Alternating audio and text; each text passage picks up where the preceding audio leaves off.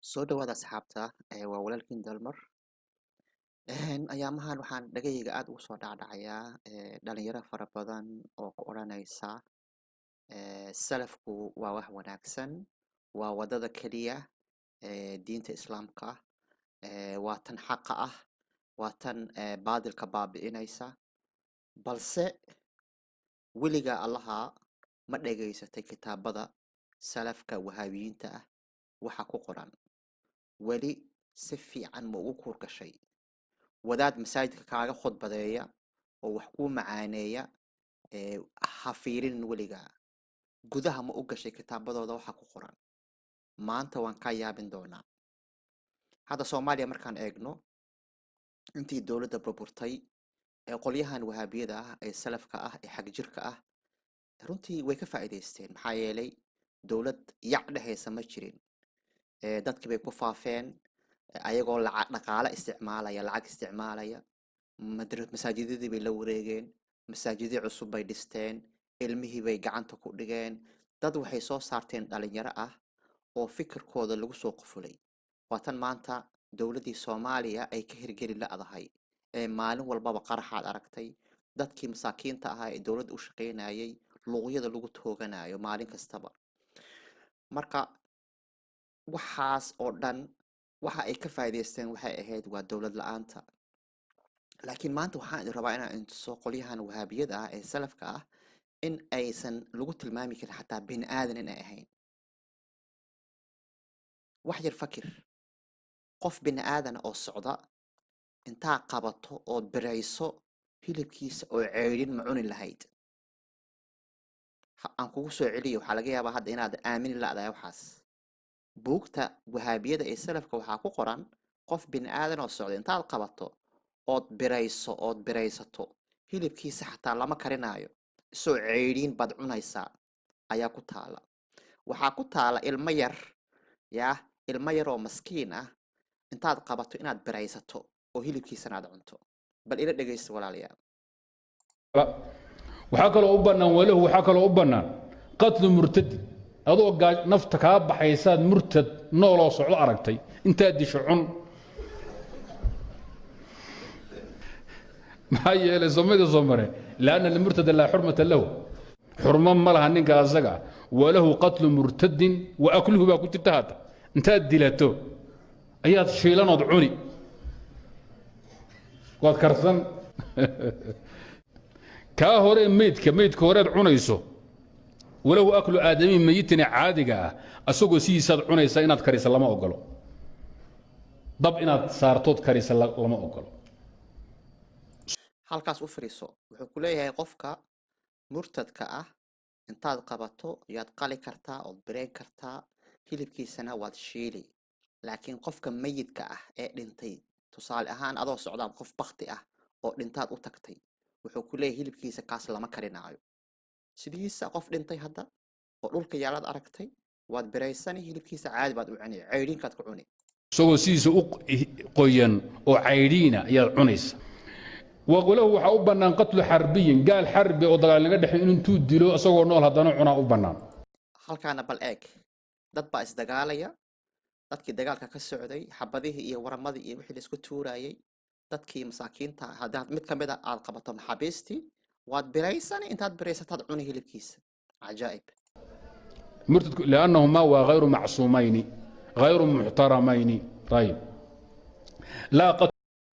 halkaas u fiirso. wuxuu ku leeyahay wax ixtiraama oo gaalada kaa dhexayso haba yaratee ma jirto. marka fakir saaxiib, maanta ma samayn lahayd? maanta intaad midi qaadato london dhexdeeda, dadkan socdaya masaakiinta intaad qabato intaad biraysa ma cuni lahayd? dadkaas waay dadka maanta koofiyada noo wata, ee wadaadada noo wata, ee lifleeyadada kugu qaybinaya. waa khayaamo weyn baa ku jirta halkaas. weliga allaha iska ilaali saaxiib. salafkan marka hore waa lagu soo jeedani, lacag baa lagugu siini, akhay baa lagu dhihi. laakiin deep down waxaa weeyaan waa waxyaalo aanan bini'aadanimada ka baxsan baa ku jira. waxyaalo fara badan oo aan bini'aadanimada ku jirin ayaa ku jira. aan sii dhegaysano. nabigu wuxuu ku yidhi waxaa asaxa gaalkii yaraa ee dimiga ahaa een qaan gaadhin iyo haweenaydii xarbiyadda ahayd ee iyadu aan ragba ahayn adoo naftu kaa baxaysa intaad dilato ood weydaysato waad ku badbaadi kartaa. halkaana bal u fiirso waxaa lagu leeyahay ilmo yar yaa oo aan muslim ahayn iyo hooyo miskiina iyadana aan muslim ahayn hadaa qabato iyagana waad biraysan kartaa waad cuni kartaa. الأصح حل قتل السبي أي الحربي والمرأة الحربيين للأكل باللود لا لغيره. لماذا؟ وحان لنا هاي ميسن أهين عندنا ميسن أهين معصومي الدم بالأصل. maadaama ilmahaas yarka iyo hooyaduba aysan dad muslina aysan ahayn dad wanaagsan aysan ahayn sidaas darteed waad biraysan kartaa waad cuni kartaa. وإنما بانتفاء شرط القتل أو الحل. هل كاسن تاغنا wuxuuna ku leeyahay waa kugu waajib dadkaas ilmaha yarka ah iyo hooyooyinkaas xataa naaska nuujinayso hooyadu waa kugu waajib inaad disho oo aad qalato. haweenayda xarbiyada iyo sabiga xarbiga ah dhiigooda looma xarimin inaan laga helin ciladii banayn lahayd oo kufri waa laga helay ciladii banayn lahayd laakiin waxa laga waayay shartigi dhamaystiri lahaa sababka iyo ciladii qitaalka iyo xiraabada ah. waxaan filayaa inaad waxyaalo fara badan maskaxdaada hadda ku soo dhacayso in arrintan aad shock ka qaaday laakiin dadkaasaa maanta nool koofiyada wata wadaade iska dhigaaya ku wanaajinaya ku dhahaya waxbaan hagaajinaynaa diinta ilaahay baan wadanaa ma kula tahay marka walaal dadka waxaa sameynaya oo qof bini aadan ah oo iska socda ilmo yaroo saqiir hadda muxuu galabsaday ilmahaas ilmo yaroon qaan gaadhin oo saqiir ah oo hooyo maskiina naaska nuujinayso intaad qabato ka qaado hooyadaas ood biraysato ood qalato ma samayn lahayd? haddii aadan taa samayn karin waxaa habboon runtii oo waajib naga saaran yahay dadka noocaan oo kale inaan la dagaalano. dadka noocaan oo kale hadday wadankii gacanta ku qabtaan sidaasaa noo dambaynaysa inaan ilmaheeni la qasho dadkeeni la biraysto hilibkii qaarna la karkarsado qaarna ceeriinka lagu cuno saasaa noo dambaynaysa.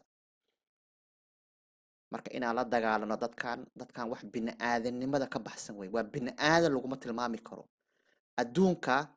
dadka bini aadanka markaad waraysato qofku oranaya qof kale si walba u xun yahay si walba qofkaas u xun yahay qof banaysanaya qof bini aadan hilibkiisa iyo jirkiisa intuu qabto biraysto ma jirto.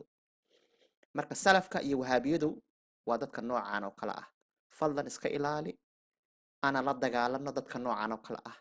hadday awood helaan maanta koofiyadaha la wato tvda lagu soo fadhiisanayo wadooyinka lagu taagan yahay akhi lagu leeyahay ukhti lagu leeyahay waa awood la-aanta. maalintay awood helaanna hilibkaaga oo la biraysto ayaa kuu banaan waana taqaanaa haddee dadkani muslim iyo muslim la-aan ma kala lahaa. dadka muslimiinta hadda xataa ee soomaaliya jooga ee suufiyada waxay u aaminsan yihiin inay yihiin gaalo.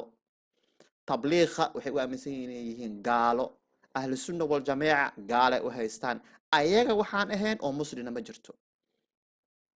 marka run ahaantii waxaa fiican soomaali nooc kasta ay yihiinba cadowga keliya aan leenahay waa dadkan inaan iska qabano maxaa yeelay hadhowdii hadday awood helaan kana ahlu sunna ah kana tabliiq ah kana qaadiri ah ma yaqaanaan ilmaheena anagoo u jeednaa la bireysanayaa la ka karsanayaa.